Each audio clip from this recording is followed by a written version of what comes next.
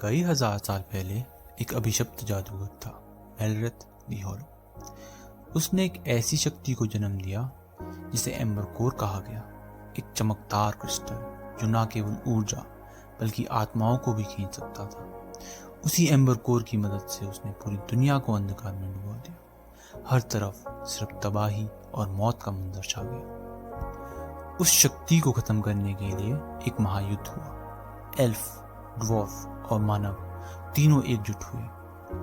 भयानक लड़ाई के बाद उन्होंने मिलकर मेलरेथ को सील किया और फैसला लिया एम्बर कोर को सदा सदा के लिए छुपा देने का। लेकिन अब 1000 साल बाद फिर से अंधेरा जाग रहा है। क्या मेलरेथ और एम्बर कोर फिर से जाग जाएंगे?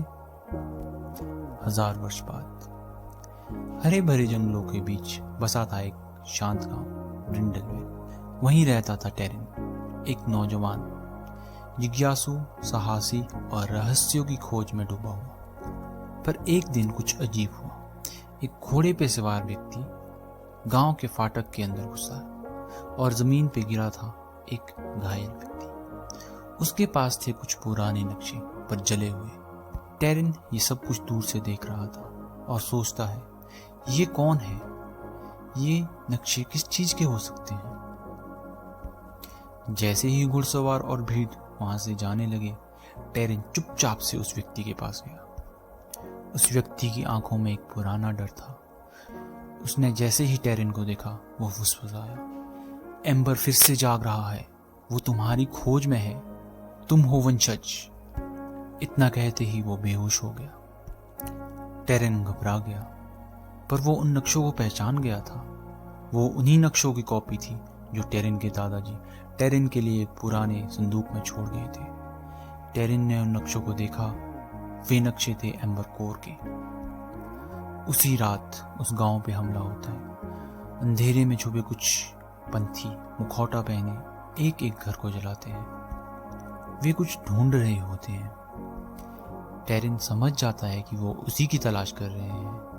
वो नक्शों को लेकर जंगल की ओर भाग जाता है, परंतु उससे 2 पंथी देख लेते हैं। वे उसका पीछा करते करते जंगल की ओर जाते हैं। टेरिन एक पेड़ के पीछे जाके छुप जाता है, सांसें रोके इंतजार करता है पंथियों के जाने का। और यहीं से शुरू होती है टेरिन की यात्रा। वो सालों से पड़ी खाली पहाड़ियों में अकेले सफर पर निकल जाता है, सच की तलाश और खुद की पहचान खोजने।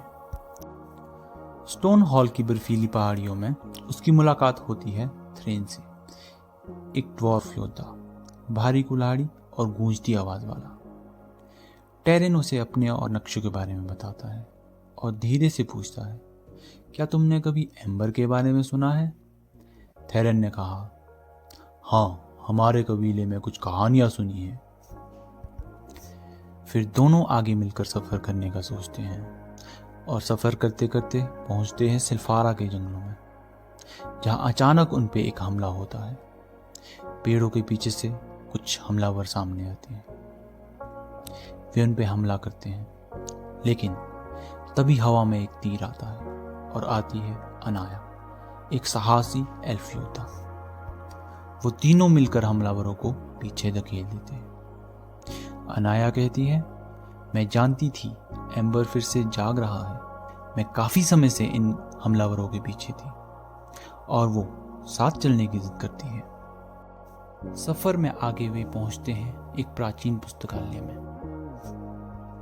वो तीनों चौकन्ने होकर पुस्तकालय की खोज करने लगे। तभी अचानक एक चमकते हुए पत्थर पर एक बिल्ली आती है, मिस्ट्रेल। उसकी आंखें चमकती है और टेलीपैथी के तरीके वो कहती है, मैं हूं एम्बर की रक्षक। तुम तीनों को चुना गया है एम्बर को फिर से जगने से रोकने के लिए।